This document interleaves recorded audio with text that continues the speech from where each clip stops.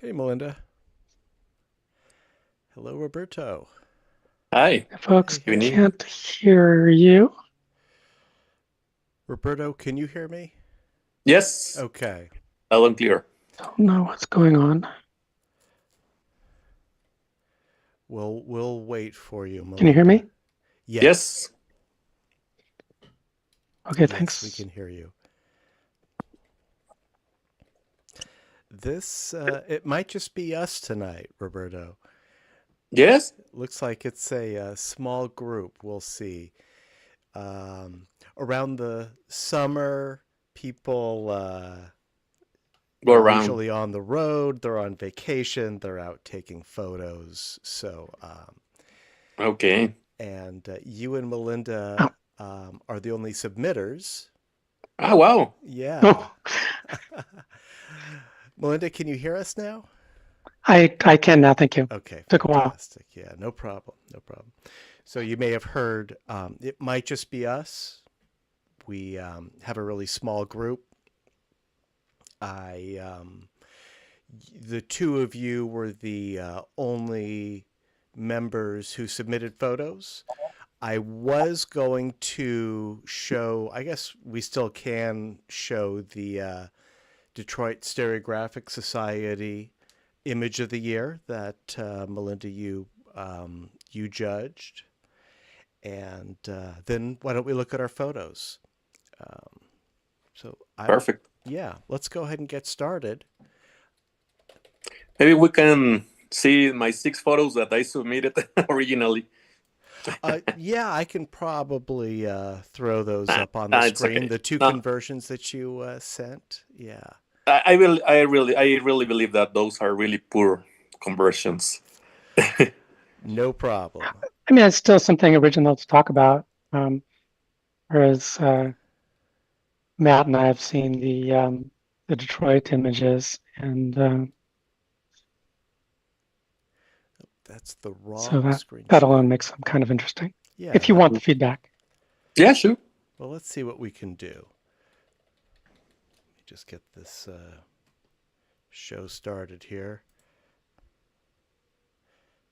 It's never easy to share the screen the first time.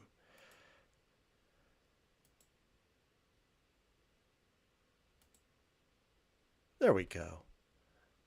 All right, fantastic.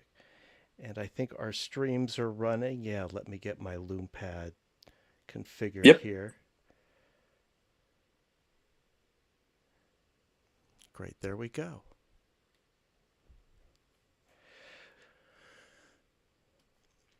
So let's start with the Detroit Stereographic Society's Image of the Year. If you're wondering why they have their Image of the Year in June, it's because they're a seasonal club. They take the summer off. Melinda, Phyllis, and I judged it, so Melinda knows what to expect here. And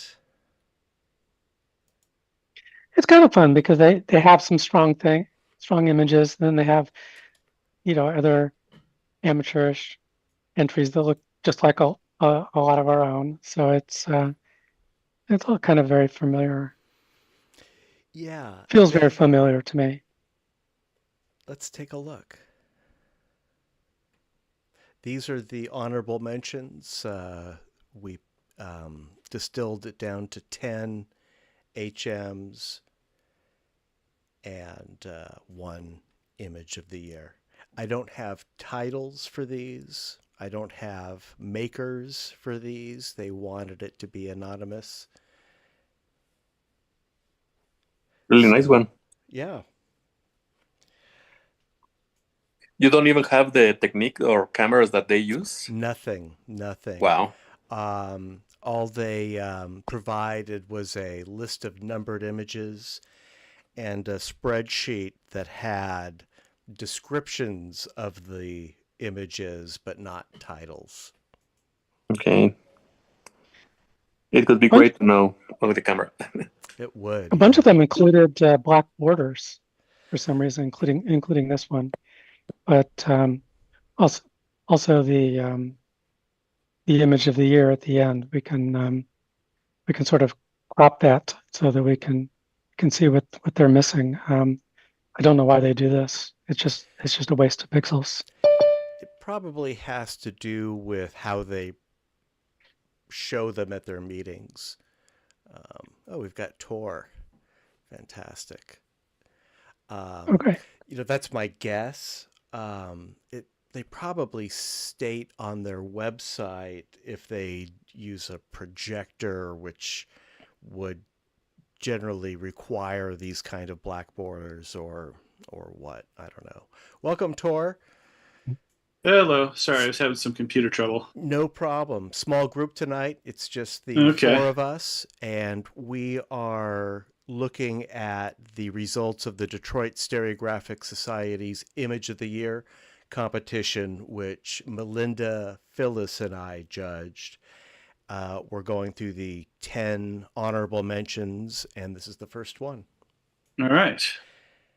And we don't know the I'm titles. here for it. All right. Yeah. We don't know anything about these other than these are the selections. We don't have titles or makers. Well, it's a nice one. Even that they won the honorable mention, they don't give any details of the picture. They probably will when they present it, and I'm not sure how they. I know they have a presentation for their club, but I believe they also have a public exhibition, and I'm not Okay. sure when or how they do that. So I'm sure for that they have the titles and the makers and some information about them, but they just didn't give us that information. And when I told them that, when I asked them if I could show our club, they said, yeah, great, go for it. But they didn't provide any other information. Oh, Okay. well, that's unfortunate. Yeah. Yeah. Yeah, But it's interesting. I think that we're the outlier in giving titles and especially giving artist names. That's a lot of prejudicial information. I kind of like the traditional sort of no information, let the images stand or fall on their own merits. And then you can give more information afterwards, which people might be curious about. But I kind of like the challenge of having it all depend on just the image itself. Well, we can definitely do that for our own Image of the Year competition. I think we definitely should have one of those.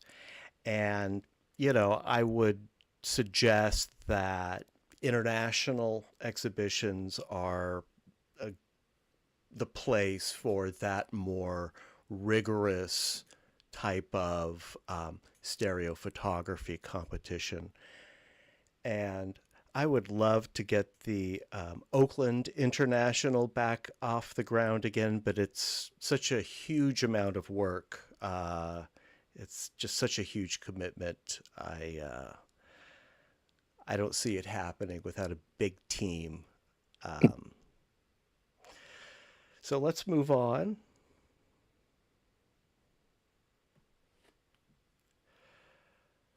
I do know that George Themelis is a member of the DSS, and I'm pretty sure this is one of his because he showed this at the Cascade Stereo Club, Cascade Stereoscopic Society.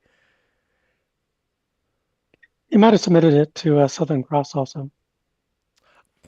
Probably so, yeah. I've seen a bunch of his work there. Yeah, I wouldn't be surprised. And speaking of internationals, I did get some notifications of a few that are coming up. In fact, I got this. I think they sent the Southern Cross catalog today. The Detroit Stereoscopic Society is, I think they're having their own. There's also a PSA exhibition. I'll see if I can dig up the details about these.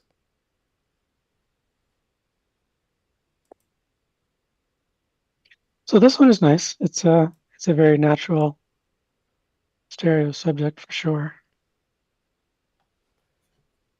It's really well done. This is one of those structures that it's only the rigid part doesn't touch the other one, right? Right. It's called tensegrity. Okay.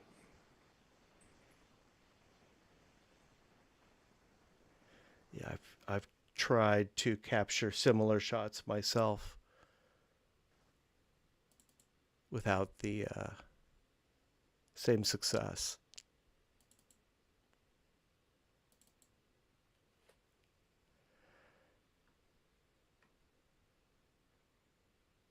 Here's the next one. Nice texture. Yeah, the brick really seems to help because I've taken the same kind of picture of fire escapes in my neighborhood, but the brick texture really adds a lot. And we don't have bricks in earthquake zones. Hmm. We have fake bricks sometimes, but I'm guessing these are real bricks.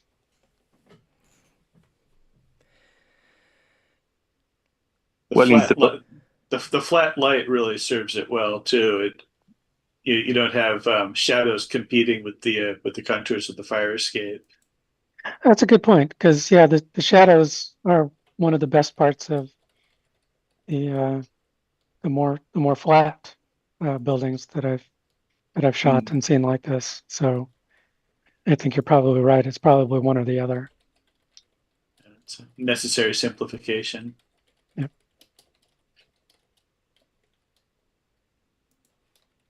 Let's see what's next.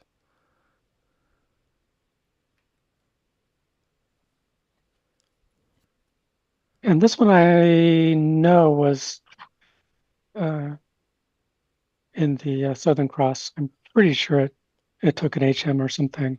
It might have taken, I don't remember if it's first place or not, but I think it did very well.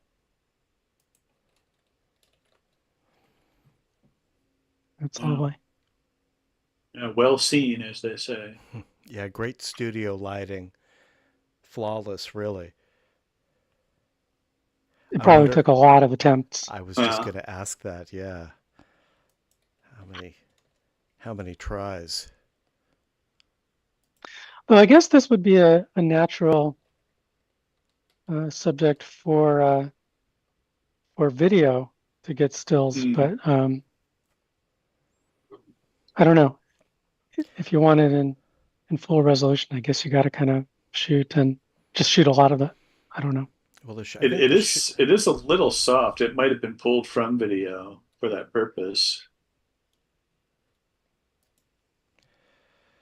I don't know. You'd need a pretty fast shutter speed to really freeze the motion like this. Yeah, I don't see it.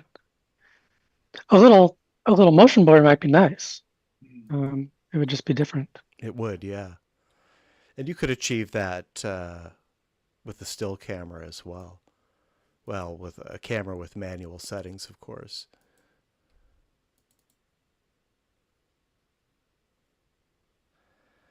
It is very slightly misaligned vertically. Oh, I hadn't noticed that.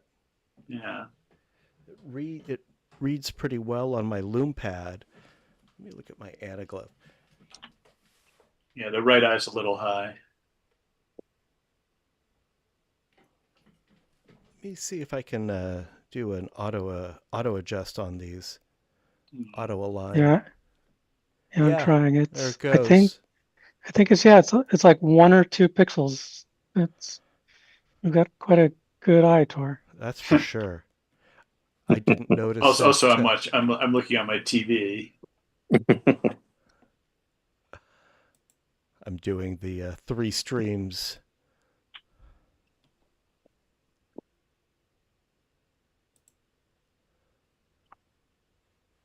Yeah, that made a big difference. Still misaligned on the YouTube. It's coming. There's a Yeah, lag. You probably saw my mouse I did. Yes. floating around also. Doesn't show the dialog boxes that Stereo Photomaker generates. Yeah, you've got a good eye, Tor. I didn't notice that at all. I'll take it. Still waiting on the YouTube. Oh, you should have caught up by now. Uh,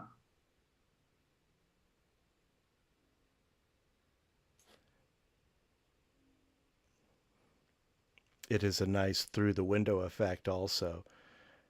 Really pretty carefully aligned in that way. yeah. Oh. There we are. I Did you get it, would Tor? probably take off some of the black on the left. Mm.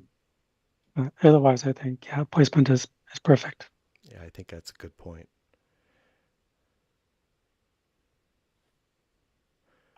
All right, let's move to the next one.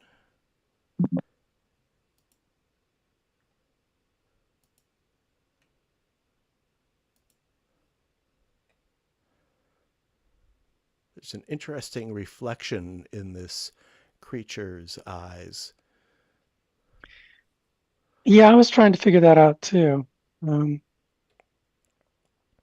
hard to sometimes I can preview them too and get a little stereo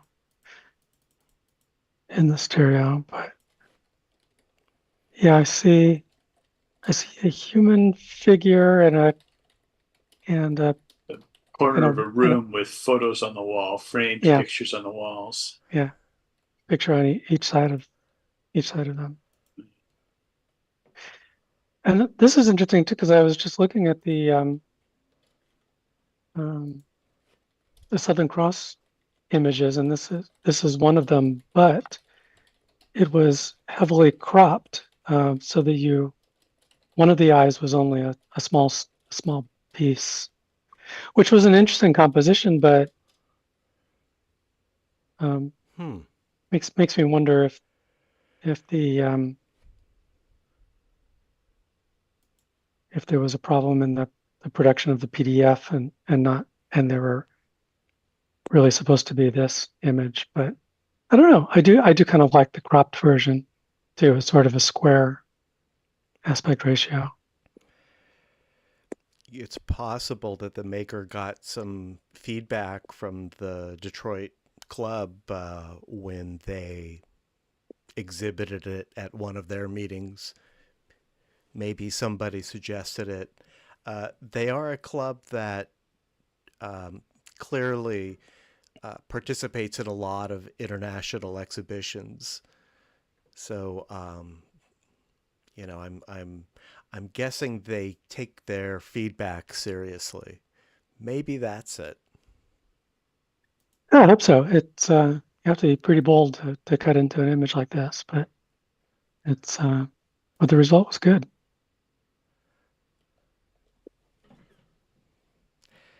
And I wonder what rig was used. This couldn't be a cha-cha. It's not a conversion. Oh, it's so sharp. It seems a little macro for a hydrogen 1. It's I'd be very surprised if it's a cha-cha. I mean, I've managed to get some okay close-ups like this, but I don't know. This looks perfect. It's got to be a twin rig of some sort. Yeah, I think it must be. And not a whisker out of place. Yeah, beautiful. I missed last week's, but I did watch the the tape, and yeah, those plastered whiskers really got on my nerves. They're Yeah, it's certainly a unfortunate giveaway. that's kind of the only thing that's like a real flaw. Otherwise, they're beautiful images. I'm surprised that the converters haven't, the authors of the conversion utilities haven't addressed whiskers, or maybe they have, I don't know. But it seems like a common error in conversions. Maybe he could explicitly say no whiskers. It might be okay. I think would be better if he's able to get that result. Maybe if you could paint them in later somehow, which would be possible, be a lot of work. Paint them in 3D too. Yeah, that sounds like too much work. Right. All right, let's move on. Here's another skateboarder, likely by the same maker with the same rig.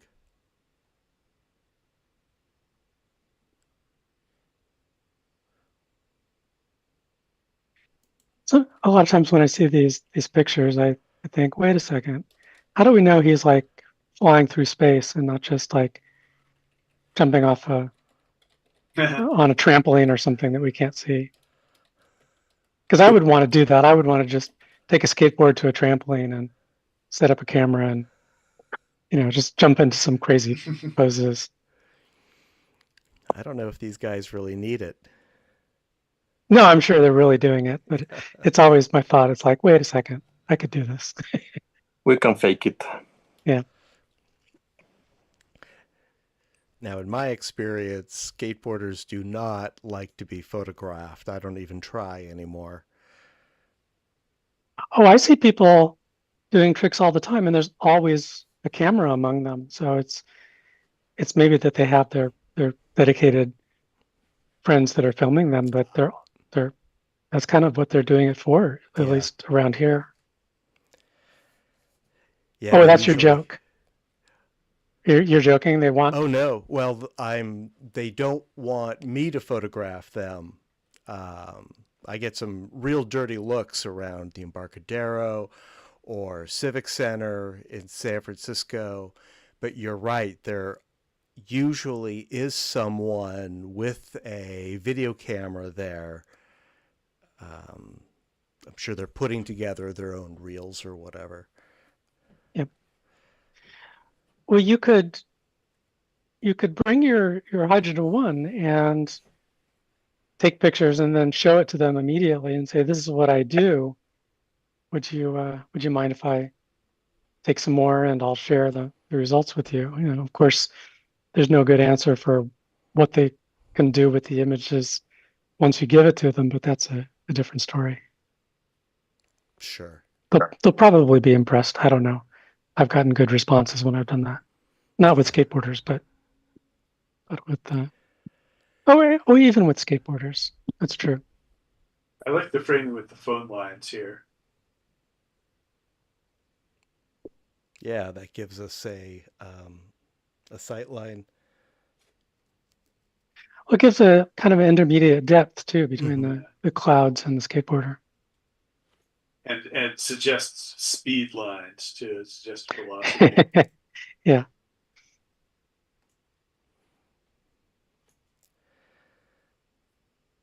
All right, let's move on.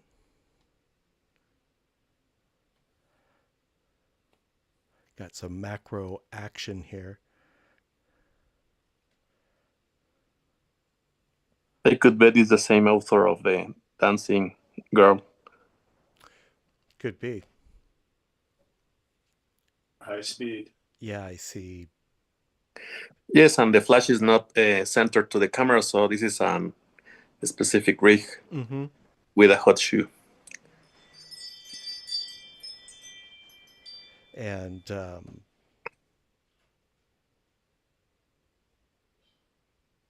I'm sure this one took a lot of takes. A lot of mess. We'll have to get Definitely. some camera information from this group about how they made these.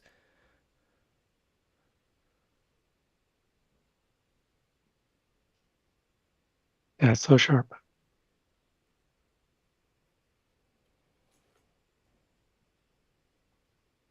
Very nice. Oh, here's another one. Definitely some common themes in this collection.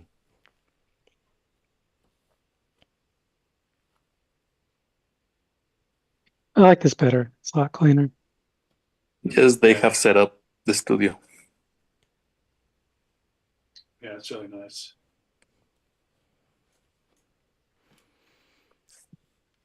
Doesn't really work on the loom pad because of the contrast, but that's the loom pad's problem.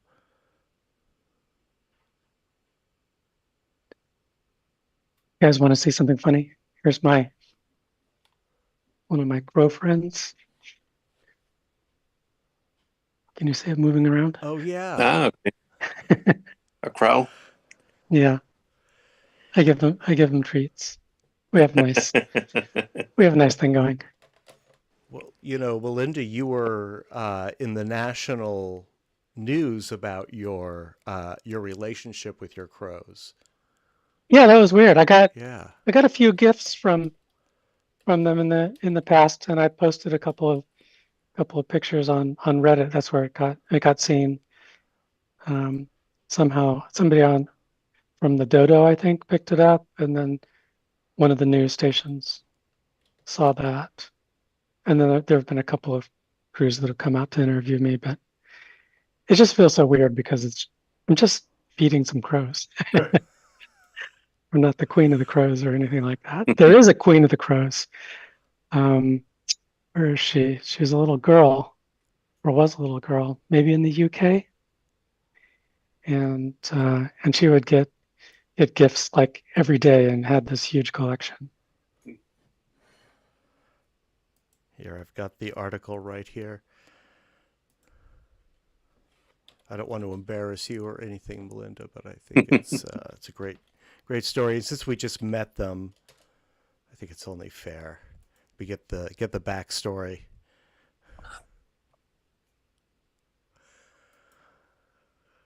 If you feed crows for years, there's a good chance you get gifts. It's not an uncommon thing at all.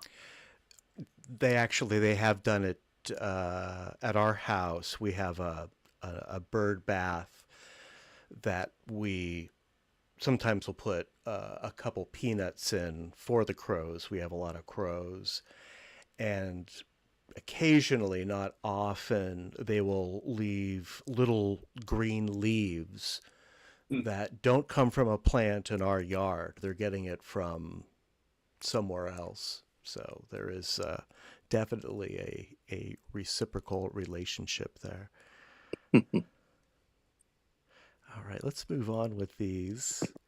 I think this one must be by Harold Bays. I bet you're right. Yeah, that's fabulous. That should be the image of the year. It was close. It's always hard to pick the best of the best. Burning Man. Yeah. Yes. That's spectacular.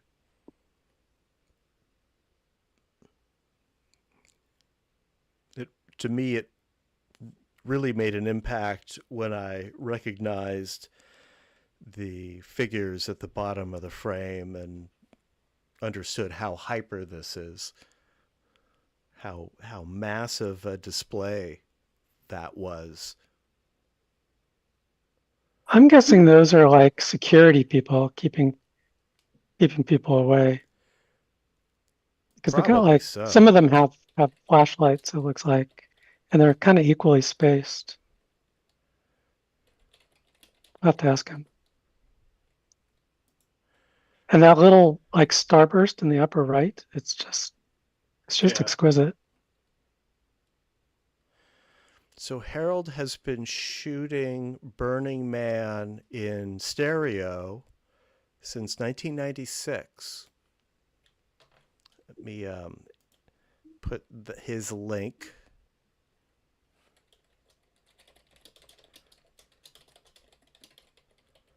Some of these we may have seen in other competitions. And of course, Harold used to be a member of the Oakland Camera Club before it became the Golden Gate Stereoscopic Society.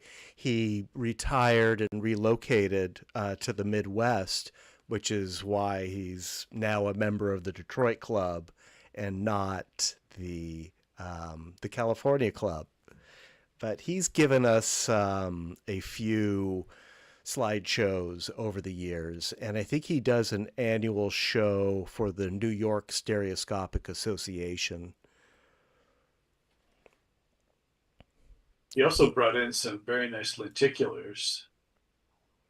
Oh, that's right. That was quite a while ago. Yeah.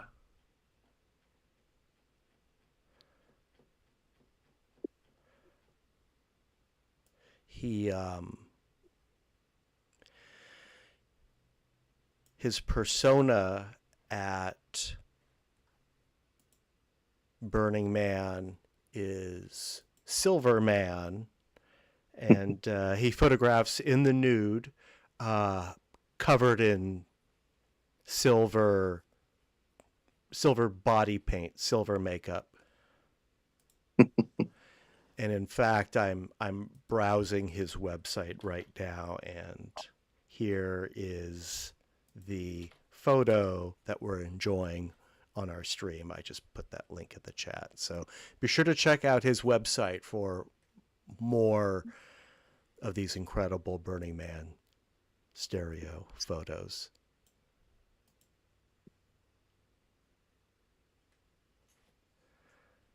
All right, what do we have next? Oh, we're getting to the end. This was a contender for Image of the Year. There's some kinds of seeds. That was the description that we were given. Nice one. Really macro. Yeah, really technically excellent. Yeah, it's really hard to find fault with it. And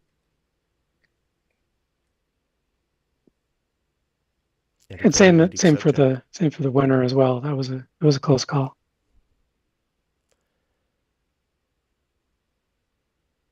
Yeah, they've got some great photographers.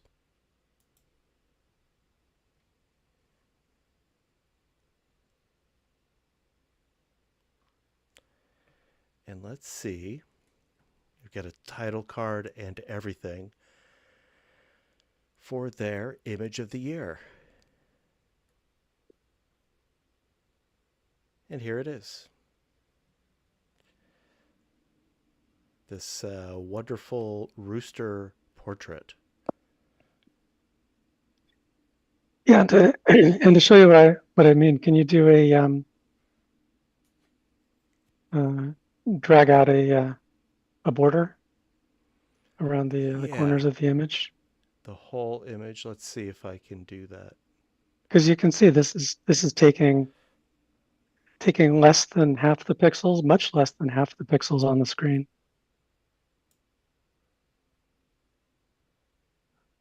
And not from there, but from the edges of the colored part. Just this part. Yeah, there you go. Here we go. Yeah. Oh, you know what? I've got an aspect ratio set here. That's why it's misbehaving. Oh, well, might not work.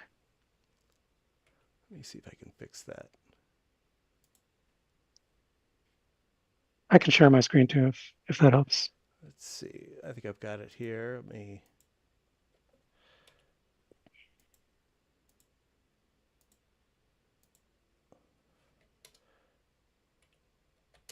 Okay, let me try this again.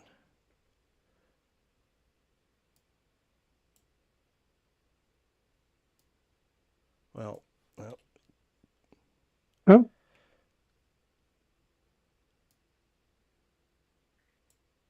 Maybe you have to be like inside the picture before you start dragging. Or... It's It looks like it's trying.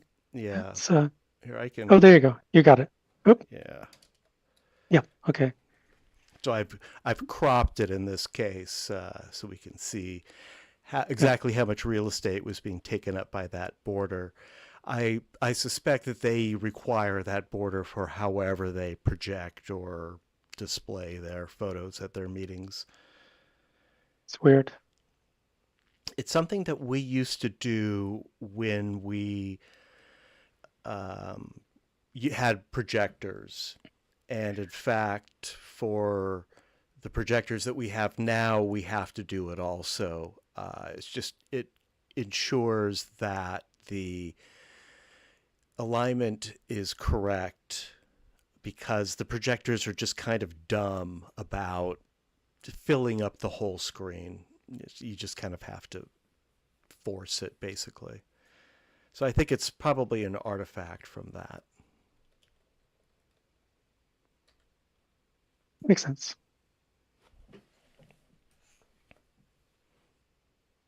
But it is unfortunate. This still holds up even after being cropped. A lot of detail. I think it's a much better experience. So if they have, at least when, yeah, I don't know about Detroit's projectors, but for like Southern Cross, I'm pretty sure it will expand any image you give it as long as you conform to the minimum width and height. Yeah, I think every international has their own formatting requirements based on however they're going to view them for exhibition. And there aren't very many, I think, that require borders nowadays. It used to be a pretty common thing, but I haven't come across it for a while. So that is the Detroit Stereoscopic Society Image of the Year. Thank you to them. They owe us a judging for our own Image of the Year competition or any competition that we want to do. So we've got that in our back pocket. I will reach out to them later in the year when we're ready for ours.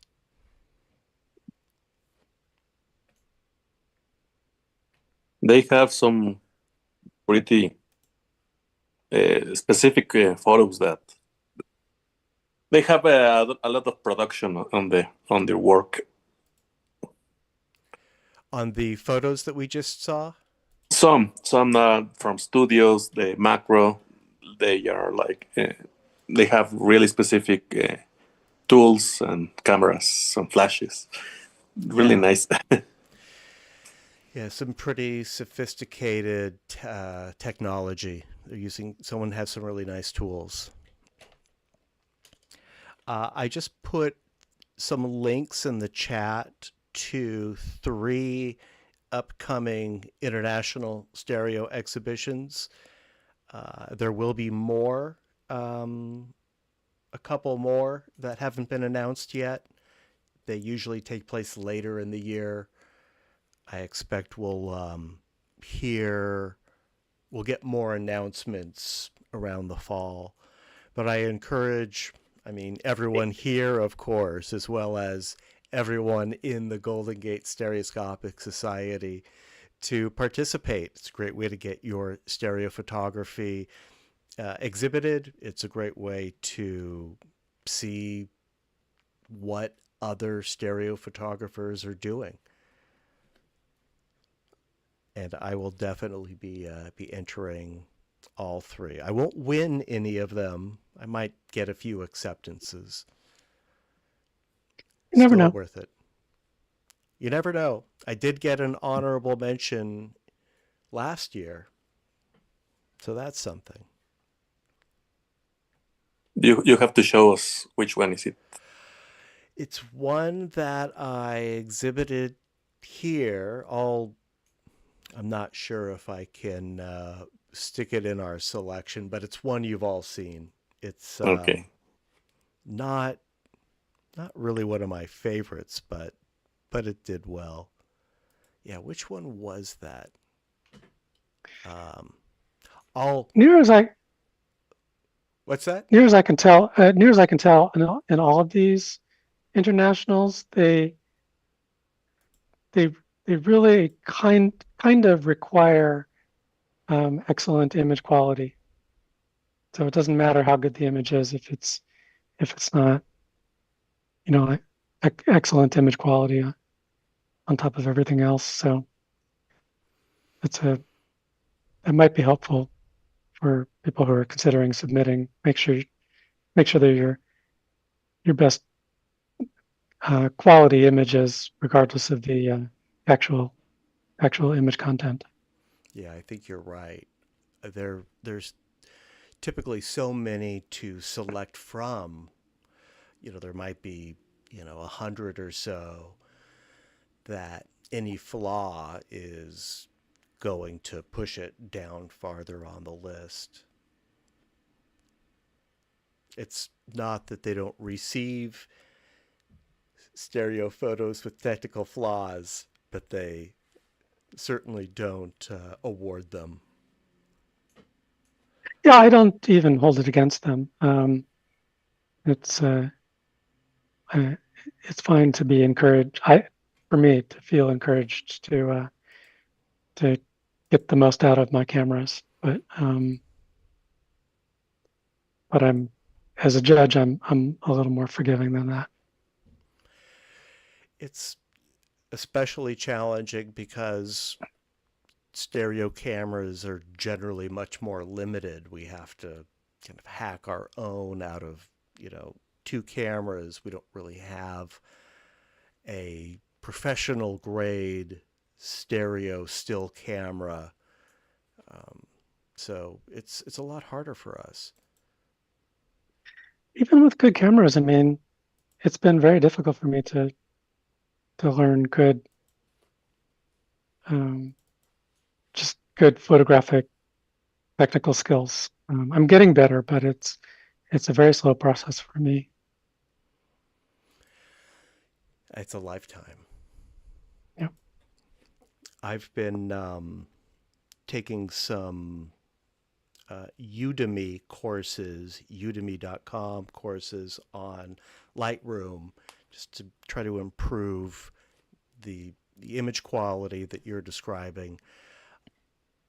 It's, of course, especially hard in stereo because you have to do everything twice and aligning these masks. We really don't edit our photos as much as traditional photographers do because it's so much work. Sometimes it just creates retinal rivalry and we can't. Anyway, let's take a look Yep. at our photos tonight.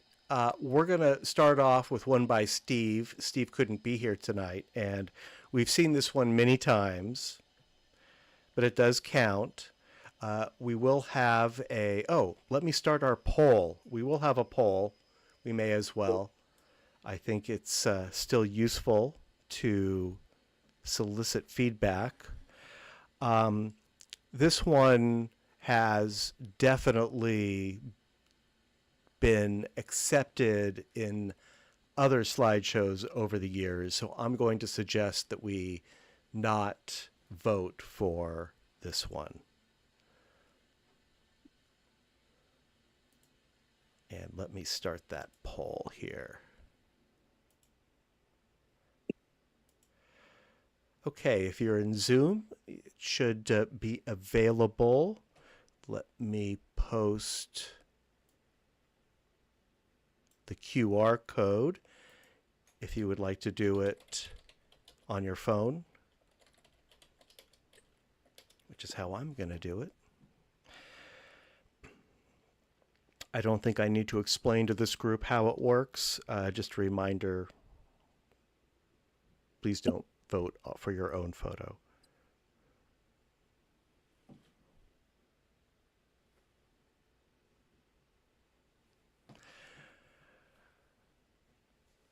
All right.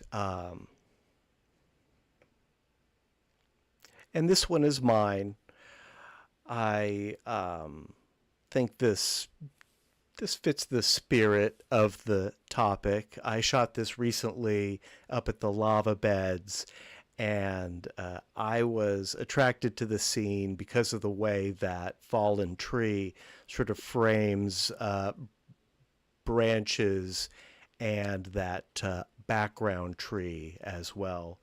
Maybe not the best example of this topic, but I like this photo. I was actually going to show it last week, and then I looked at it and realized, oh, well, that's a frame. I think I'll show it as the special.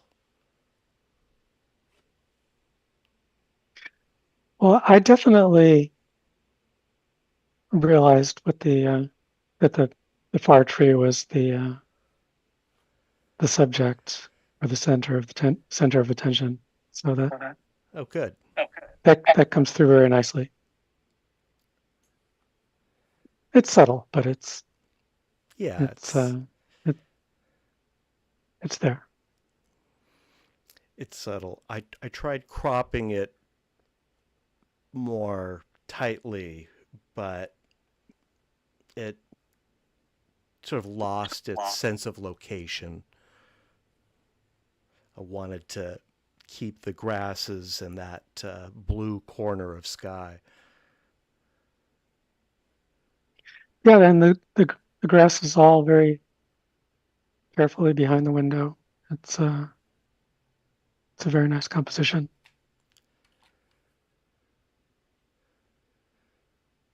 Yeah, thanks. And it's an amazing excellent place. image quality. Oh, thank you. I used my Sonys, my RXO2s,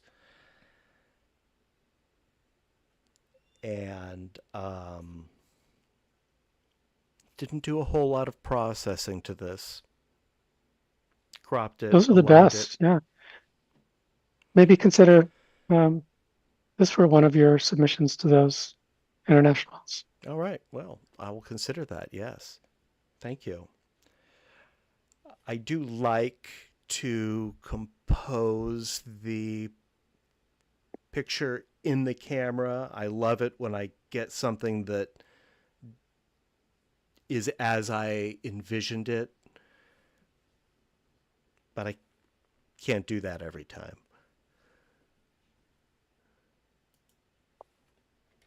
Yeah, it's beautiful. Thank you. All right. Now, I did not randomize our photos tonight, so I'm going to turn it over to Roberto. Okay. We've got 4 submissions by you. The first one is titled Spread Out. Yes. Well, I took this one. We have a new train going to this airport, secondary airport here in Mexico City. And this was made because, here in Mexico, Mexico City, we have the inauguration of the World Cup. So we got some new infrastructure. So this is the new train that is going to a secondary airport that is farther away of the city. So this train takes like 50 minutes to take us to the new airport. And we went with some friends to visit the new airport. Well, the airport, it has like 4 years, but the train is brand new. So we went as a tourist in our own city to visit this new train. And here is a friend that we were crossing. And I believe that going through each wagon, it's a curious way to see, and a lot of detail with the frame. You have something in the forward, in the background, so foreground and background. So I like this one. I enjoy it, and this is from video. I took it with my DJIs, If you want to see the video, I believe I uploaded to my stereoscopic channel. Oh yeah, please do.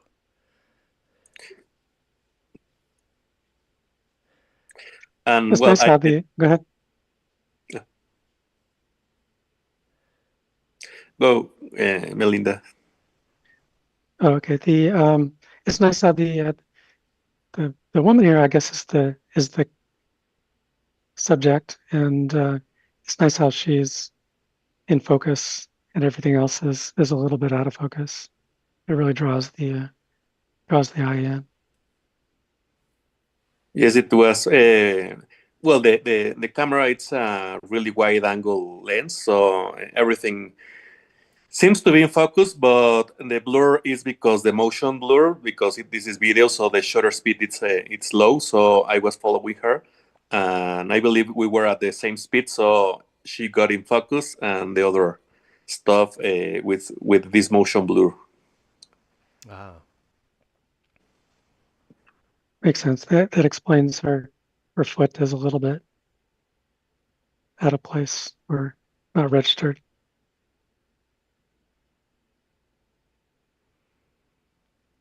Yes, I believe this was 24 frames per second, so maybe 1/5 of the second is the lowest that could go the camera. She must not have been walking very fast. It's not an obvious difference. No, we were stationary, so we were like walking to take our seats. It was a slow pace of walking, but the camera, I believe, it registered the motion that we walk. Well, I as you know, I have my stabilizer, so at least the horizon it's flat. Yeah. It does seem to have a bit of a green tint. Yes, I added it to the with the at the affinity, editing the photo, trying to make it like a little bit retro, like an 80s photo. Ah, okay. It's sort of like a filter. I made it because I enjoy playing with the channels, the color channels. So that's how I do it. Got it.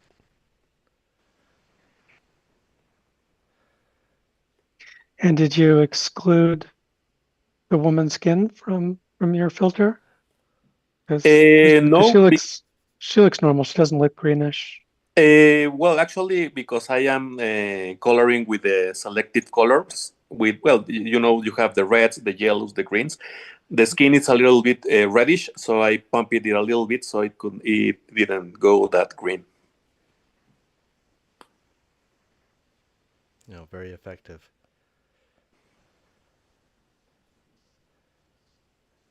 All right, thanks, Roberto. That is spread out, nicely Yes. framed. Let's move on to blue frame. Ah.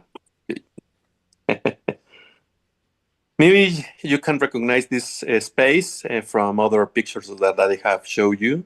This one I took it looking up. As you can see, and this is there's a mirror on the top of this room.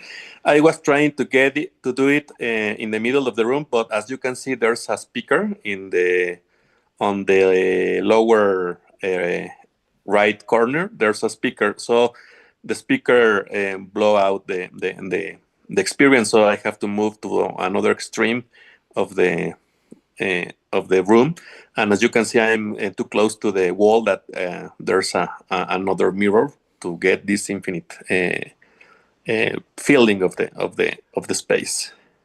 Wow.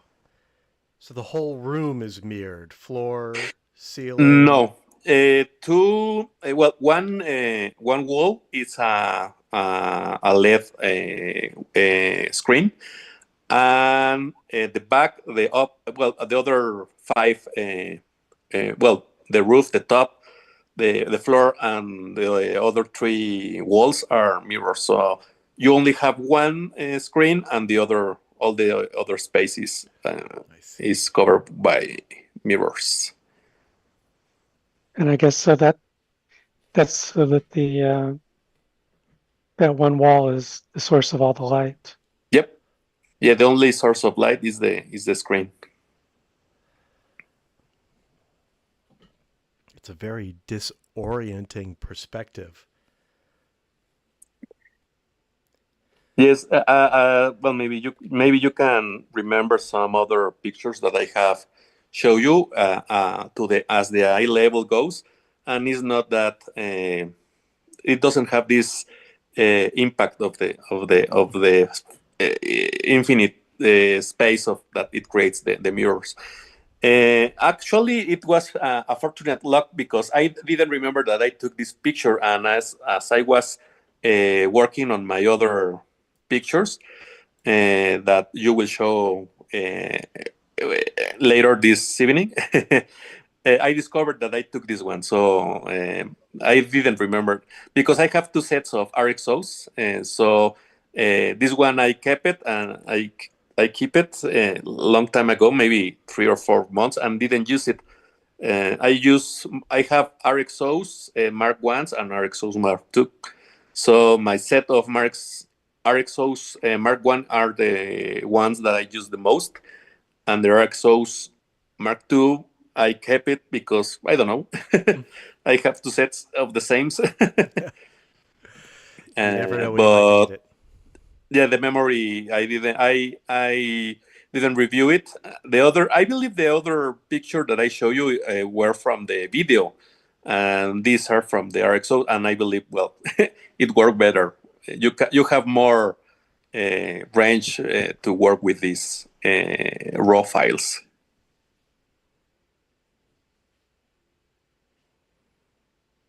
Yeah, did you need to? It is a bit dark. Did you darken this or lighten this or do any, I shadow highlights, dehaze any processing? Dehaze. because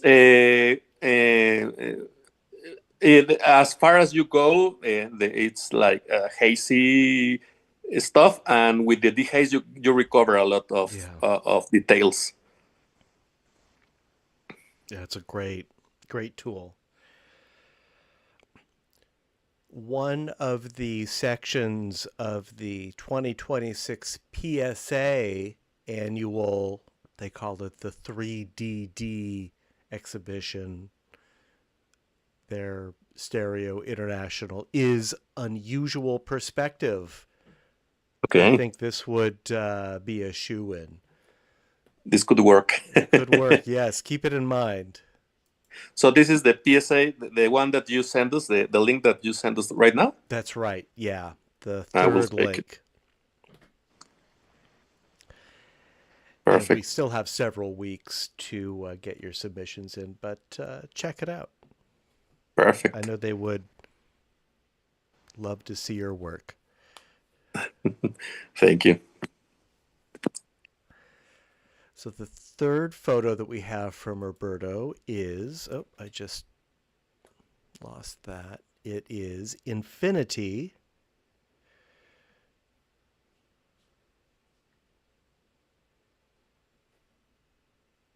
That should be coming up. Yep.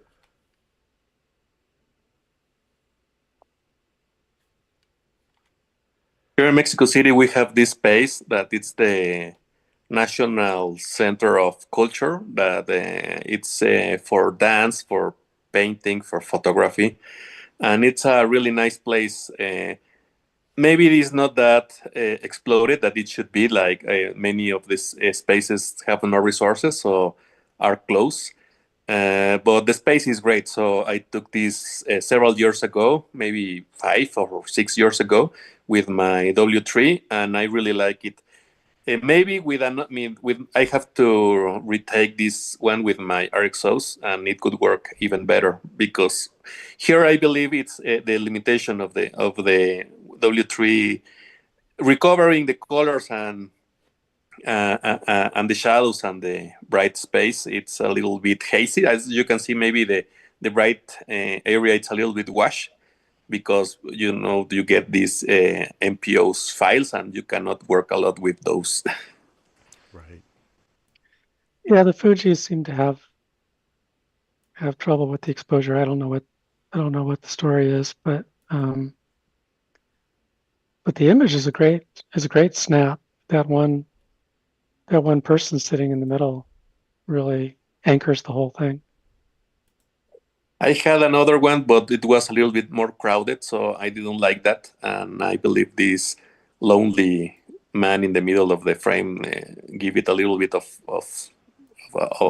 subject in them, not distracting with other stuff. Exactly. It's perfect, and kind of the loneliness comes across too. It's very nice. Yes, thank you. Yeah, I think it really benefits from that figure. It gives my eye a target to land on. Maybe I have to return to this space with a lower sun, so the shadows can project a line texture on the floor. Well, Roberto, if you can do that in the next couple weeks, our July special subject is shadows. Okay, So keep it in mind. perfect. I will Yeah. check the sun how it's hitting this walkway, and maybe I could make it. Yes, it's not that far away from my home. All right. Yeah. I hope you can pull it off. We'd love to see a before and after. Yes, and compare the technologies with the W3 and the RXOs. To me, this is one of the first things that came to my mind was, this is a W3 shot, just because of those qualities that you just described. It's such an iconic camera with some telltale qualities. Well, I believe the HTC it's a little bit harsh to use and edit. It's more difficult, and the W3 it's a little bit more forgiving for the time. Yeah, I think it's still the best 3D point and shoot digital camera that we got. Yes. At least it's a real camera, but that's a whole nother conversation. Yeah. You got a great image out of it with this one. Thank you. And Roberto's fourth stereo photo is Infinity 2. Well, yes, actually, this one I took it last Sunday.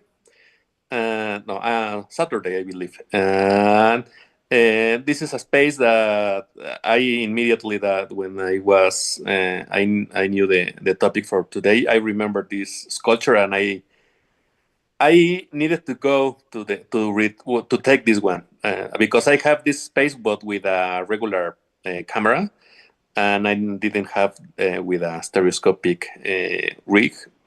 So, as you remember, the picture that I submitted were in the middle of the week, last week, and as I went to this space on the weekend, I resubmitted and asked you to change my submission, Right. because I recovered this one and the other, the blue frame, the one with the mirrors.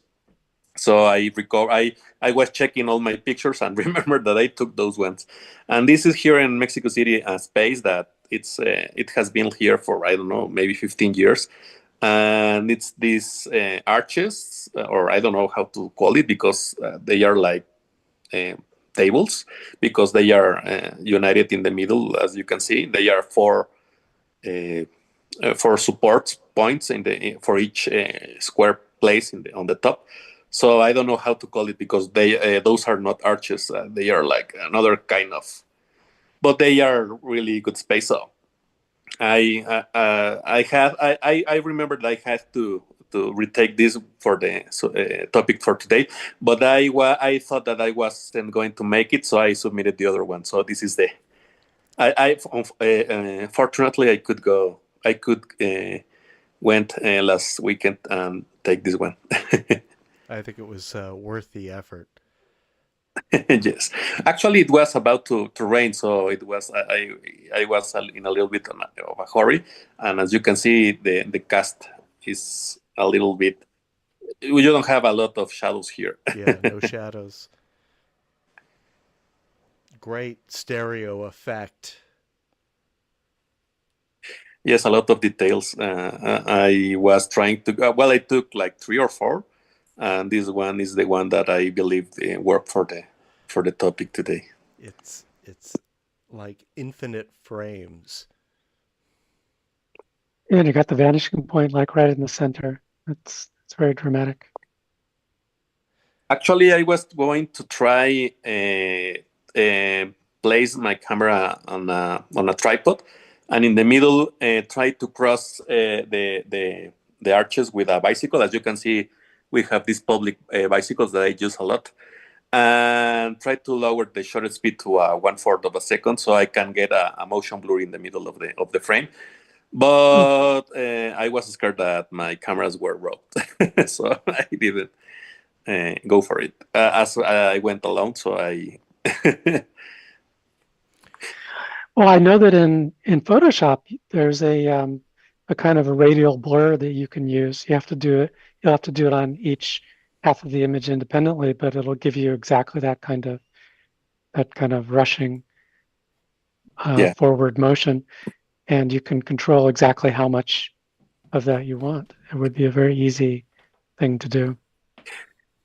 Yes, with the motion blur, well, you have the radiant and all these ways that add blur for to the picture. But I wanted to do it in the real life. Like, actually, I wanted to go with my QX1s, the ones that I have the modular lenses. But as I went along and I didn't plan to, I was crossing, and it was fortunate. I brought my camera, and I didn't expect to be there at that time. As Matt remembered, I sent another picture for tonight, but this was like I got the camera, and I remembered that I have to take this, and this was just like it had to happen. It's kind of journalistic in a way. You had to show this subject at the time because you had to submit it. It had to, yes. had to go to press. That's right. Very nice. Very dramatic. Thanks, Roberto. If we have time after the slideshow, if you want, I can show the 2 conversions that you had submitted. Just let me know.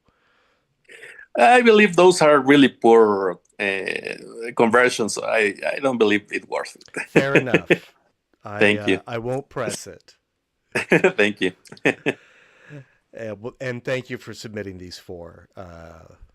Great interpretations of the theme. No, thank you for showing those. Of course, yeah. And we have 4 great examples from Melinda, too. Melinda, you're up next. We're going to start with taking my new PC for a spin. Yeah, so this one was about a year in progress. No, probably more than that. It was a year ago that I took a bunch of pictures for this kind of effect. And then when the subject came up, I dug those out and decided to try to do this. What I'm going for here is a spin effect as the as you go into the image, you see the full image repeated, but not just diminishing like a regular Drosty effect, but also spinning at the same time. That was the effect that I wanted to get. And it took me a long time to figure out how to do that, because there are a lot of different ways that you could technically try to do this. And my initial attempts were all trying to get it pixel perfect. And to do that, I needed a kind of a rig that would hold the camera that I could then put at various angles. I realized early on that I couldn't do it from like just a single stereo image. You could do that just to do it without spinning. That's not too hard.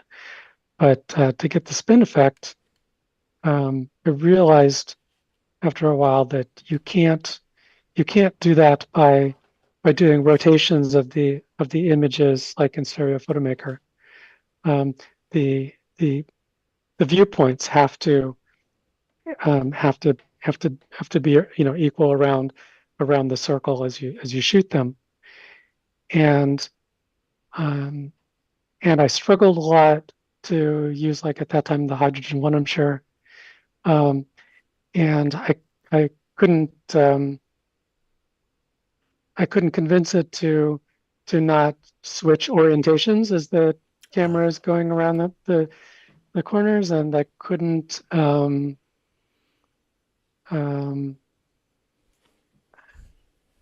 disable that. And then I figured, okay, well, the DSLR would probably be the way to do that, but the rig that I would need to do, first all the left images and then all the right images and make them perfect, that just seemed very unlikely and difficult. So I was kind of stuck. And I think I did then try taking some. So I kind of had the realization that, no, you have to shoot this in stereo. That's the only way that's kind of work. You're gonna have to, for every angle, turn a stereo camera and take the two snaps at once. There are still ways that you could simplify it, like the perfectly straight up and down photograph that we're looking at on the outside. You could flip the whole thing 180 degrees to get the upside down shot. You don't have to take every, and similarly for some of the angles, you can take half of the number of shots if you want to. But and so that's what I tried to do with the year-old images, and then I just said, oh, screw it, I'm gonna try again, this time with the Beam Pro, and I'm gonna take all the pictures, and I'm just gonna do it handheld, not try to fight with the mount or anything like that. And I also tried to disable the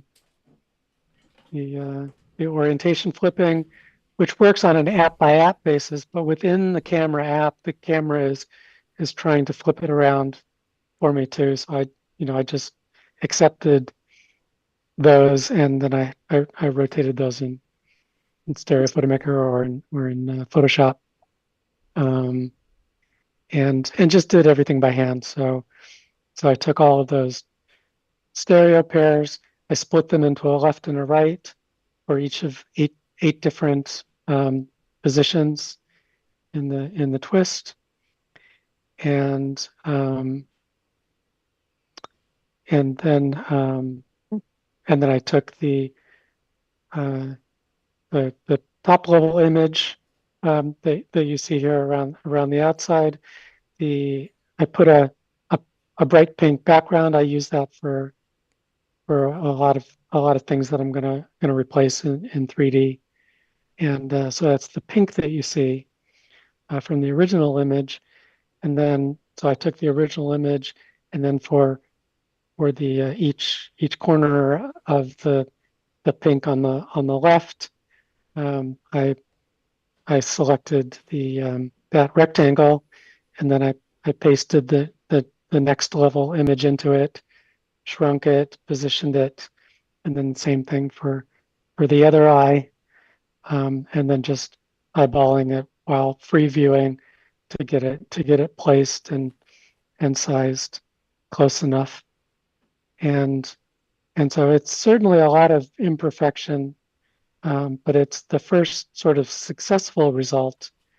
I'm not really super happy with the result yet, but at least I've learned a great deal in the last 24 hours for how this can work, and I will probably be trying some more images along these lines. But like the other ones that I've done like this, it's just it's always just a test, and some of them seem worth sharing.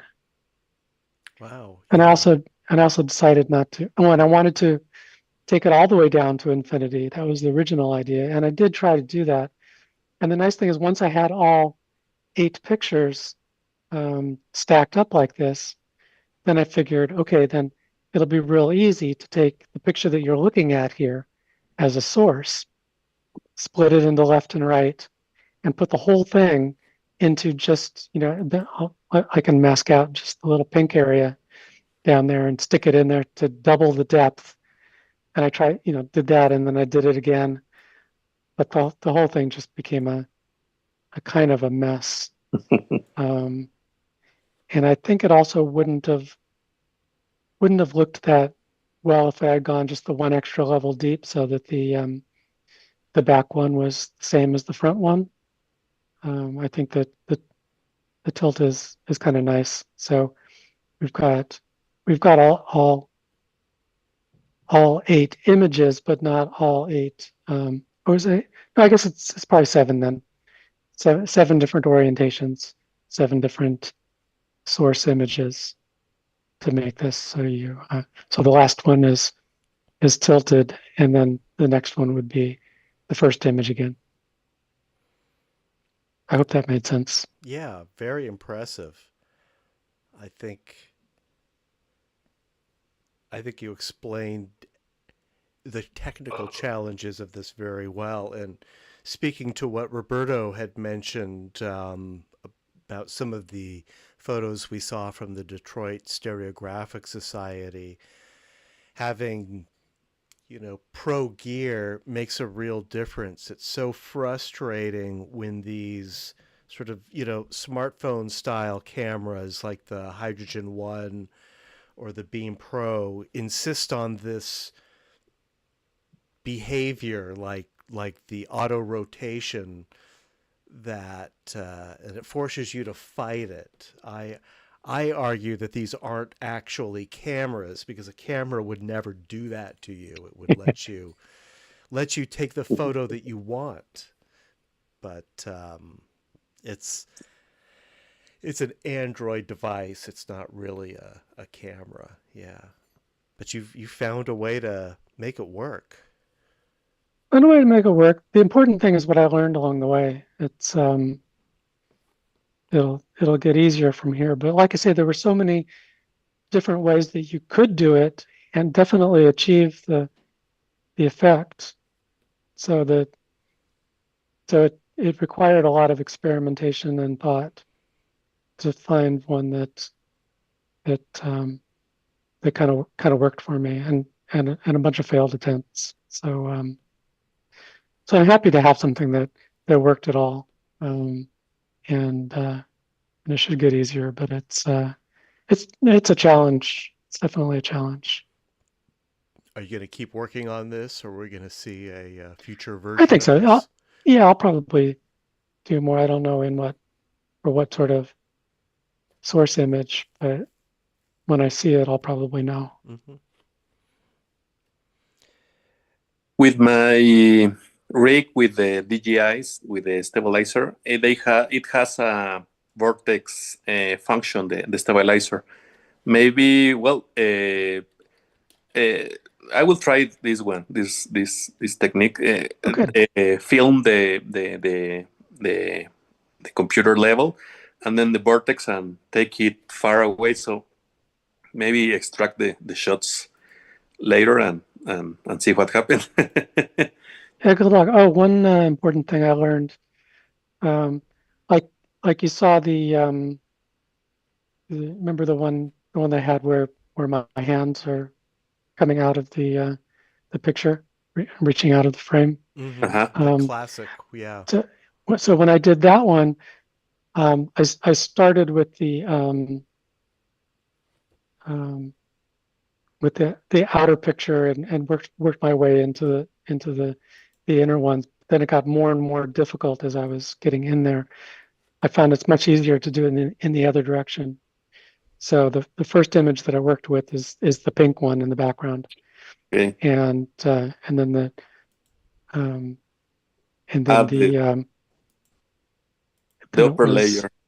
yeah, it got easier to add them. So only at the very end did I add the one that you see here with the table. Um, and so that meant that I was always working with four corners. So if I wanted to like keep that same thing going, I'd replace what you're looking at in the camera with, you know, another zoomed down version, and just keep pushing it down further and further into the Okay. image. But this, yeah, working from the bottom out was helpful. And I don't have any further out pictures to use, so this is where it ends. But if I do it again, then I'll try to do it so that I can get the zoom all the way down to infinity. Okay. Yeah, keep it up. Interesting. Yeah. Yeah, thanks, Melinda. That was It's just a fascinating. technical, it's a technical story. Yeah. It's a technical challenge. But I mean, I totally get it. Well done. Good. Thank you. Let's hear about your double fence is the title. Yeah. So first of all, does it even work for everybody? Can you? It's a tough one. I think it's gonna depend on what you're using. Like if it's if you're using a stereo device, it'll probably make sense. If you're previewing it in any form, then you're gonna have to figure it out. It's chain link fences are always this interesting subject in stereo. It's the way that a lot of people kind of first learned to preview. What I found helpful in this case is to pick one of the corners of the image and try to just fuse the corner. And once you get the corner, then the rest of it works. But if you just sort of randomly look into the middle of the image and try to fuse it, it's very easy to get it wrong. It's working for me on the TV. Good. So one thing that that could make it easier for people to view is if you made the foremost fence, place that at the plane of the picture, so you didn't have to converge on it, so it'd be flat in either eye. Yeah, that's a good idea. I don't know that I even thought about that. I did this one quite a while ago, so I might have had a reason for pushing it back further. No, it works. Another thing with chain link fences is to find or maybe add a spot of color on one of the links, like a ribbon or a dab of paint, just to differentiate it, and that way you can zoom in and see, okay, that's where those two images intersect. Well, that's only if you want to be helpful. Yeah. I kind of liked Stick having it be a I liked having it be a little bit of a challenge here. Yeah. Um, Because the longer I stare at this one, the more it wants to get away from me. Yeah, and me too. And it was only trial and error that I figured out using the corners. Or there is a large black blob in the toward the upper left, on the upper edge near the left. You could probably use that as a center See point. where is it though? It's not It's on the part of back. the. Yes, it's further back. Yeah. Yeah. Melinda, did you try a border on this one? Would a border make it easier to free view? Oh, I'm sure it would. Yeah, I'm trying it now. It definitely makes it easy. But I was not trying to make it easy. I want to make it possible. I mean, it's a correct image. It's right. It's right out of the camera. And but I like the challenge. It's dozens of frames within frames. Yeah. And I love the gradient in the sky. Came out really well. It works really well on my Loom pad. It took me a few seconds to sort of perceive what it is, but I think that's more the composition, not the stereo effect. Looks great as an anaglyph. Color doesn't look great, but it works really well as an anaglyph. And I'm also using my beam splitter. No trouble with the side by side on those. Maybe try it in pseudo too. Yeah, if you go pseudo, it's small links in the foreground and large links in the back. Let's try that. Okay, Okay. I'm switching them. I'm switching our streams to pseudo. It might take a few moments to catch up. We should see it right now on the screen share. Yeah. And the small links are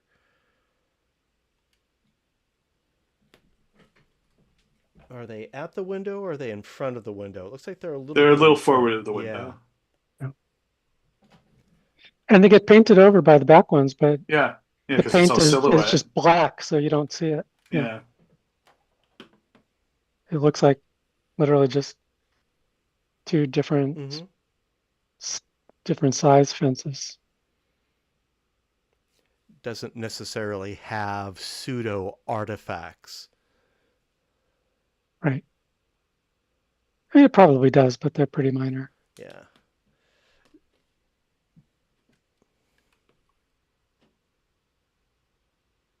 Yeah. This one's a lot of fun. This one is for pros only. Definitely. Yeah, that's a challenge.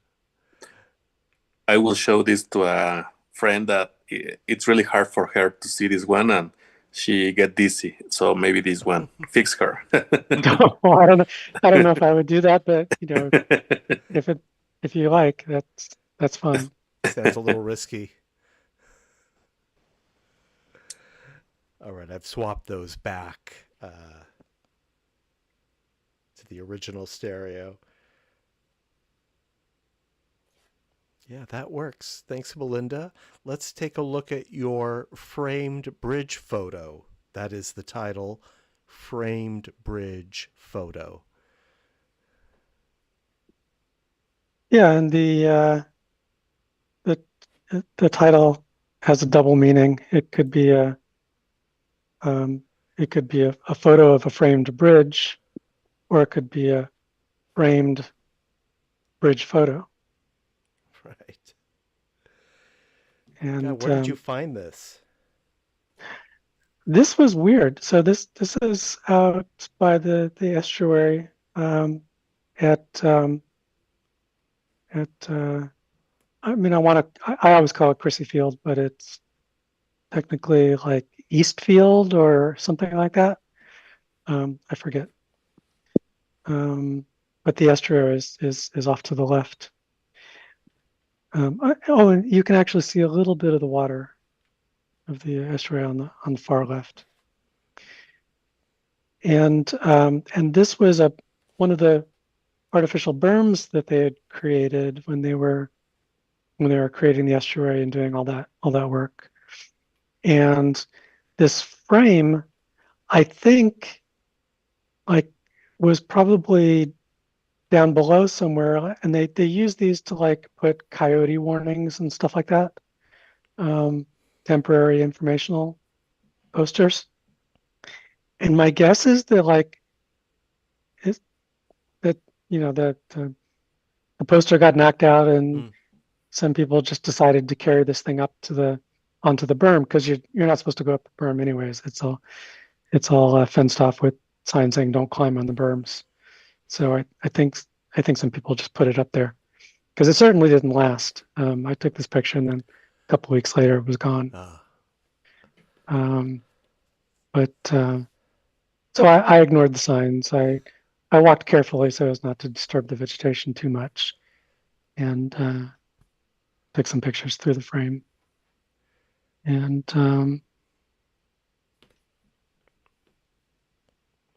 yeah, I kind of like it, because the bridge itself is such a photographed icon, and it ends up in so many people's frames.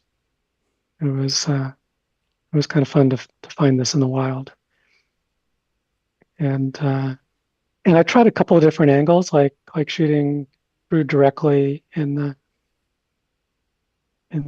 direction of the frame, but there was nothing sort of interesting in that direction. And then I was thinking obliquely, it's kind of weird shooting through it at the bridge, and then I thought, oh, that's okay. I'll just try that. So it was almost the only kind of composition that you would probably consider if you came across it. And then, of course, this was the perfect special for it. Right. And I didn't have to do much to it. I cloned out a little bit of trash at the bottom, and I did gently modify the Saturation. saturation. Yeah. So I increased the saturation within the frame, and I decreased it outside, but only like 10 points in each direction. And the idea was to make it look, more like a cheesy photograph, or something that's more real than real, in the frame. And I'm not really trying to say much more than just that. It's pretty much captured by the title, the ambiguity of whether it's a framed photo or photo of a frame. Well, I think you did the right thing by ignoring the fencing and the signs that admonished you to stay off of the berm. You couldn't pass this up, but it's too good a subject. I'm glad I grabbed it when I did. It didn't stay there that long. But it probably does encourage people to climb up there anyway. But thanks. Yeah, I definitely break the rules, and I try to mitigate the damage that I cause. I like what you've done with the saturation too. I might push it a little bit more. It kind of gives the effect of looking through a portal into, a variation of this location. Well, I first cranked it way up just to see, what the extreme is. But it's immediately clear that too much is definitely not helpful. And then I just brought it down, step by step. And I don't remember why I decided on 10 points of saturation rather than, say, 20 or something. And also turning down the saturation around it kind of made the surrounding look a little depressing. So I wasn't sure how I felt about that either. I like that it's subtle. Yeah, with Thanks. saturation, less is more.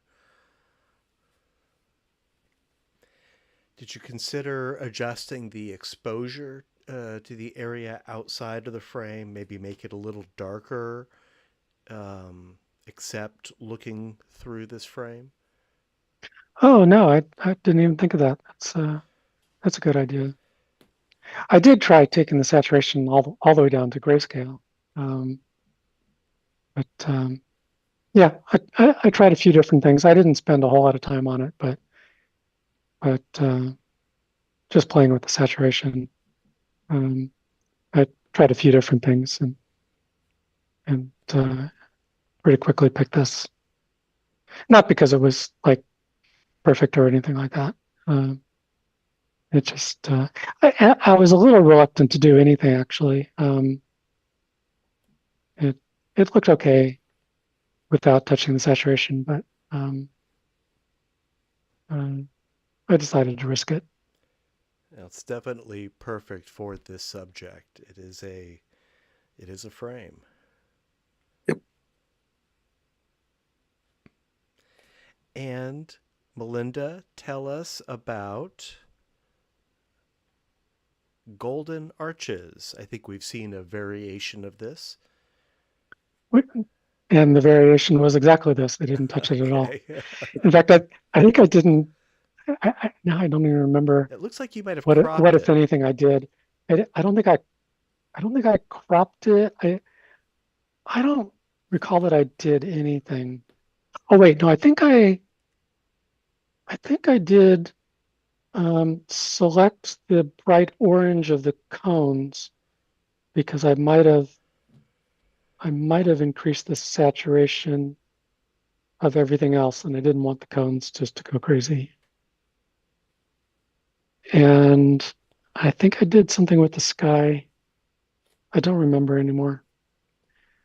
But in both submissions, I had a very light hand. This was pretty much what came out of the camera, and I just submitted it again because it didn't take a prize that time, and this time, it's definitely appropriate for framing. The only thing that the two frames have in common are that they are yellow. So it's very natural golden machine arc, and then the archways and the doors are share that yellow theme. There is another sort of a frame in the cab of this cat or whatever it's called. But there's nothing particularly interesting behind it. And I considered like trying to wait to get a pedestrian walking past through the back there, but I would have had to have held the camera much higher than I could actually see what was happening. Plus, Yeah. that would ruin the main arch on the left. So I really didn't spend much time Yeah, I taking think multiple the pictures or subject anything. is- I think the I just took really the one picture. I think a person might distract from the real subject also, which is that entryway. Maybe a Unless- person with motion blur. Or a bright yellow hat. Yep.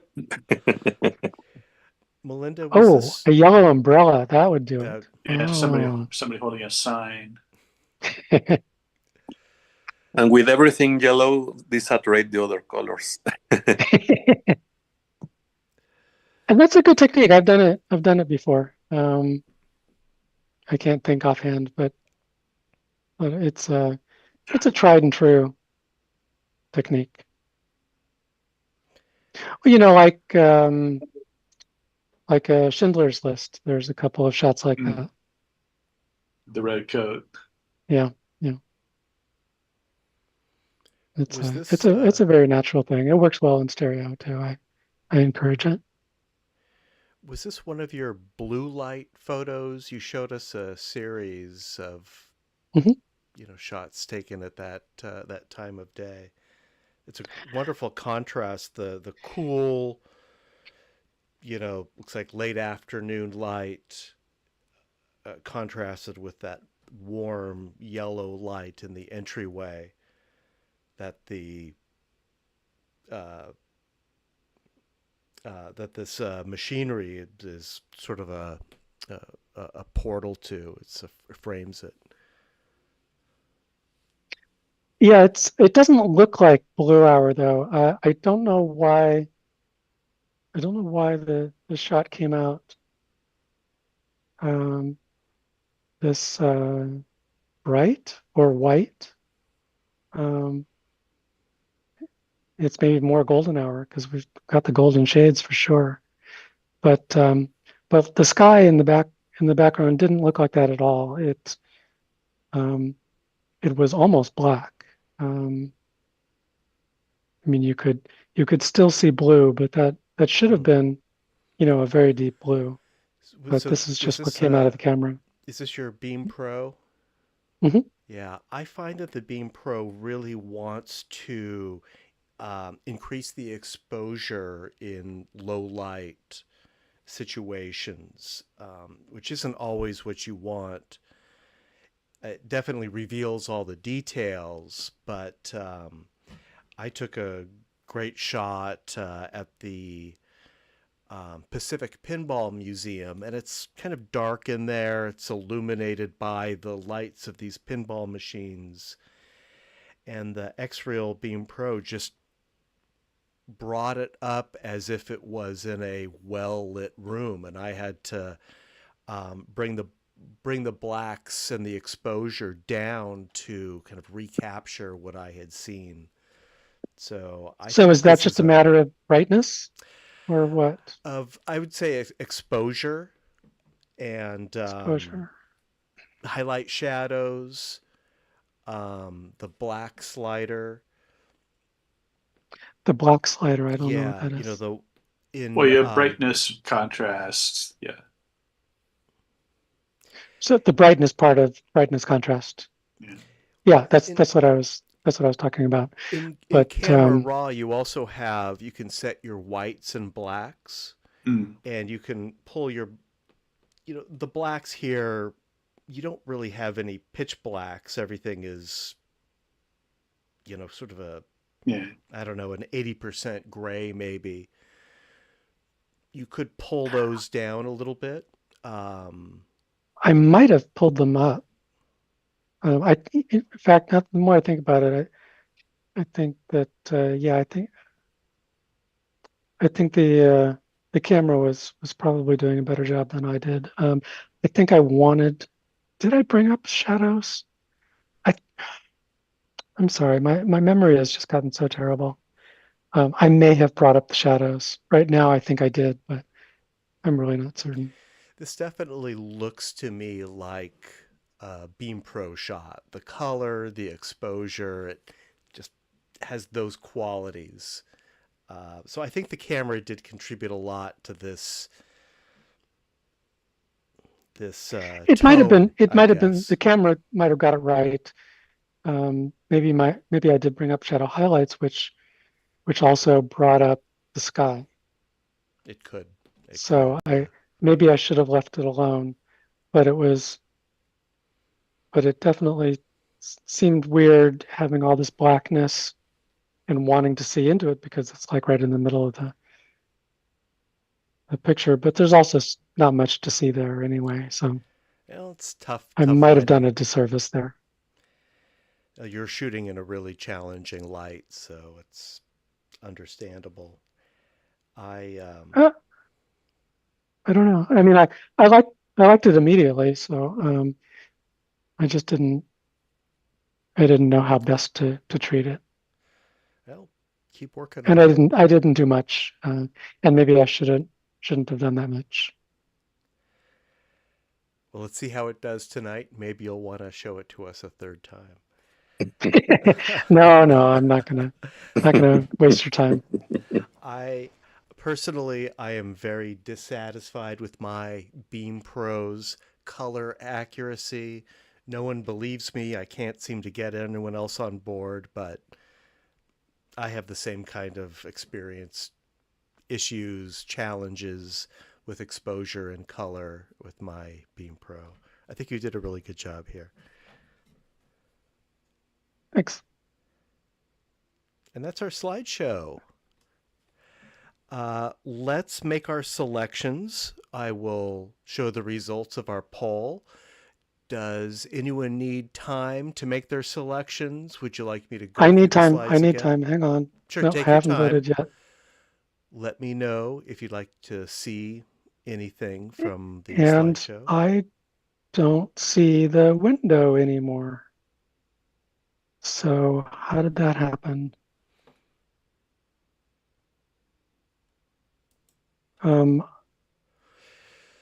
There's probably I-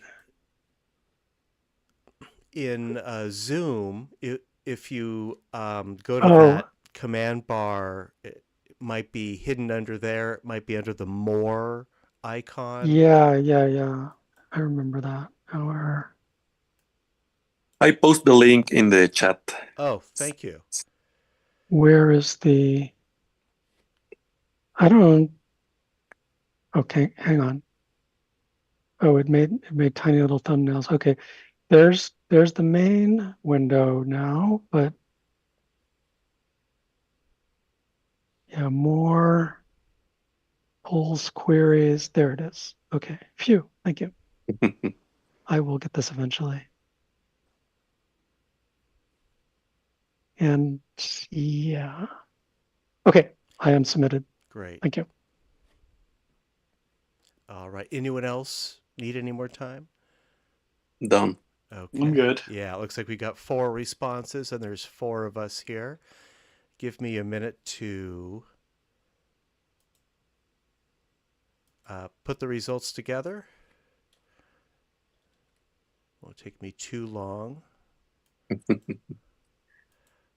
getting better at it.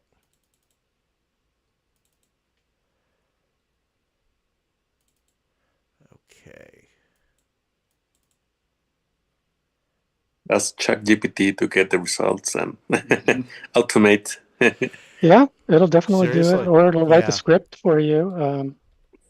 It's very good at that kind of thing. I definitely will automate this. It's something that, really Zoom should do. And I expect that as they continue to develop this feature, it'll probably have better reporting tools. I think this is something that they released pretty recently. I don't know how widely adopted these polls have been.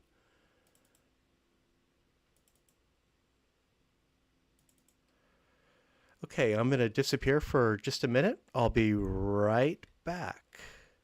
Perfect.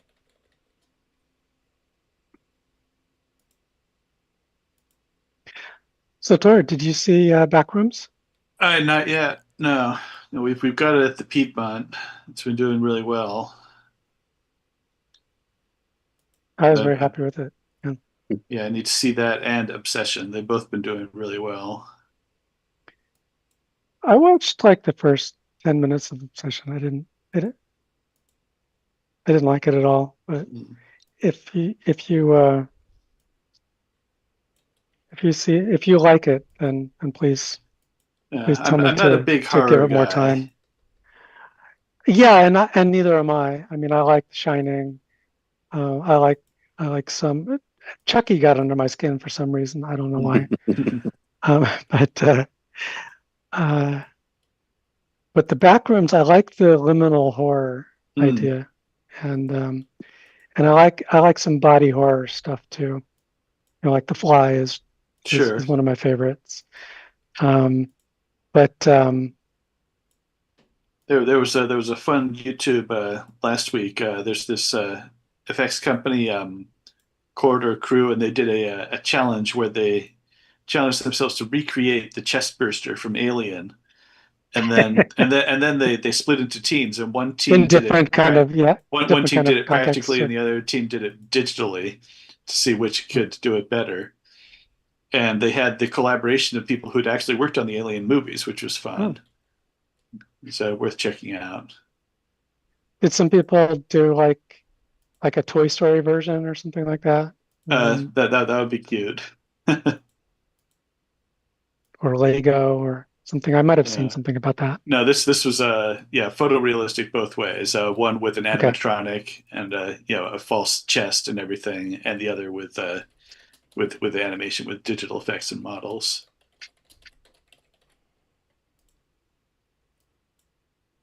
I like the one part of the universe where the alien is sort of always hybridizing with other life forms, whatever it sort of encounters. I feel like Alien 3 did that the most, and then it was a big deal in the comics after that. You'd have like a gorilla alien and a squid alien, and whatever it ingested, that's how it came out. And is there a predator alien? There have been pred aliens, yes. Yeah. So I like that aspect. That's kind of nice. Otherwise, I get kind of bored with the, it's just creeping through hallways and jump scares. I just don't know why it's so popular. Well, in the original concept, of course, it was about making men uncomfortable with the idea of giving birth and having a living thing inside you. I never thought of that. That's Yeah. good. Yeah.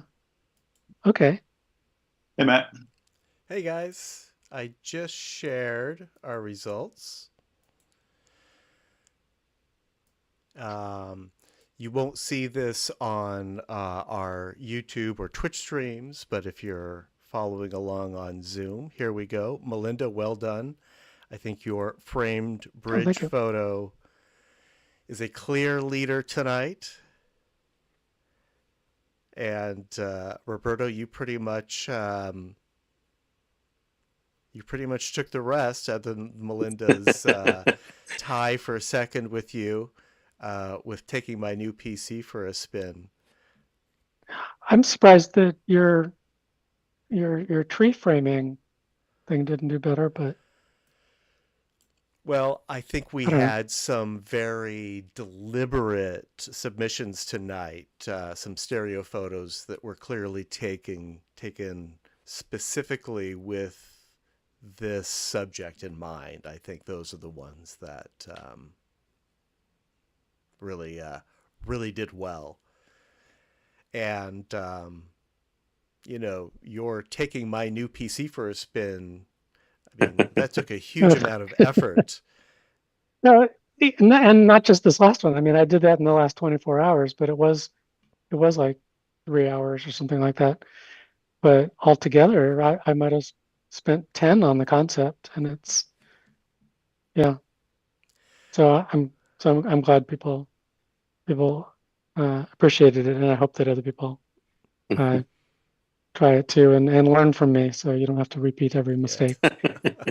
There's a lot of different ways to do it, and none of them are easy.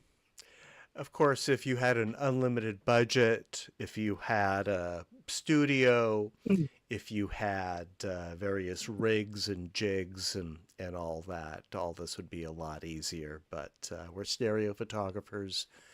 We do things the hard way. Harder than by our nature. Yeah. Right.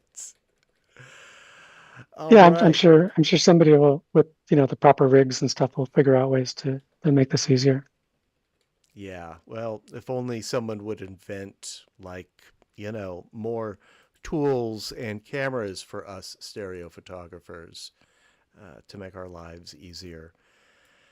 I've been actually thinking about that because the Beam Pro, it was obviously just made from a cell phone, and somebody said, okay, we'll just take an existing cell phone, we'll rip out the phone parts and then write the minimum software needed to make this thing work, and boom, it's not bad. What would happen if all of our 3D clubs got together and decided to just sort of bankroll it ourselves and do the same thing, but something with a sliding lens, replaceable lenses, and of course, more software options to really control the cameras. It's not really that big a thing, especially with AI to do the software. Yeah. We Just could have really do it. get everybody We to could. agree. Everybody has to buy one. I mean, Yeah. it's a basic Kickstarter kind of thing. Yeah. In fact, we should probably just, if we do it, we can use Kickstarter and just coordinate our clubs. I think Maybe we should do it. I think the hardware would be straightforward. The New York Stereoscopic Association had a discussion last year about their, what is our ideal stereo camera, and there were different discussions on more like DSLR professional type cameras versus more like smartphone tech, tablet tech. Mm.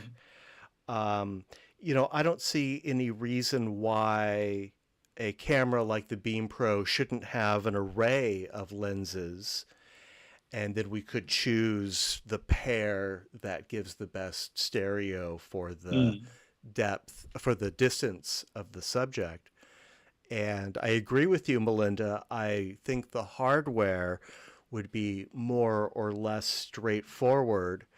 I think where the Beam Pro, one place the Beam Pro definitely suffers is in its software. The camera app is very generic, doesn't really support any manual adjustments, and I think there's plenty of room for improvement there. And yeah, it could be a Kickstarter. The software could conceivably be like an open source project once the specs are hammered out. I would love to see something like that. I've been dabbling in electronics myself. As Tor knows, I'm building a Super 8 film scanner. So I'm getting into breadboarding and circuits, and all of these components are available off the shelf to build a camera exactly like you're describing, Melinda. So it could be a thing. It could happen. Yeah, I mean, I think most of our like wishful thinking about cameras like that has been centered around trying to convince an existing camera maker or cell phone maker or something like that to give us what we want. But it really just struck me recently that I think that it might be easier and better off in every way if we kind of do it ourselves. We just need a critical mass of stereo clubs. So Yeah, four or five of us might be all that we need. I think it's conceivable, and I agree that we're at the point where we have the technology and the tools where we could design a camera, a stereo camera, a superior stereo camera using off-the-shelf components. I will add that the X-Reel Beam Pro wasn't really developed as a stereo camera. It's an accessory for X-Reel's augmented reality glasses. Mm. And I think they just stuck two lenses on it in an effort to add some kind of perceived value. You can also use this. It's intended as sort of a hub for the glasses, but you can also make your own content for these glasses or whatnot. But I wonder if you can stream from the camera into the VR glasses, because then it's kind of a little portal you could move around to show somebody who's wearing the glasses, or I don't know. Yeah, I don't know. I don't know anyone who has the glasses. But I think I know stereo one person. photographers just kind of adopted it as a stereo camera, and I'm not sure X-Reel really anticipated that. So I don't expect to get a better version of the camera from X-Reel. I think it's going to be up to somebody else to do that. They All just right. backed into it. Yeah. Yeah, just, a happy accident in a way. I don't know all the details, but that's how it seems to me. I bet you're right. Yeah. Well, I'm going to call this meeting. It's 9 o'clock. I appreciate you guys sticking around. Our next meeting is Tuesday, July 7th. That'll be our open. Our special subject for July, which will be our July 14th meeting, is shadows. The Okay. description I have is make the shadow the primary subject. But Okay. I think we'll get a good response. Summer meetings tend to be a little smaller. People, as I said, are on the road, on vacation. In August, we'll only have one meeting. We'll combine our open and our special on the first Tuesday, just because the second meeting of August, it's not worth it. So great meeting, everyone. Great slideshow, great examples, and I'll see you all next month. All right. All right. Thanks, Bye-bye. guys. Have a good one. Thank Okay. you. Hey,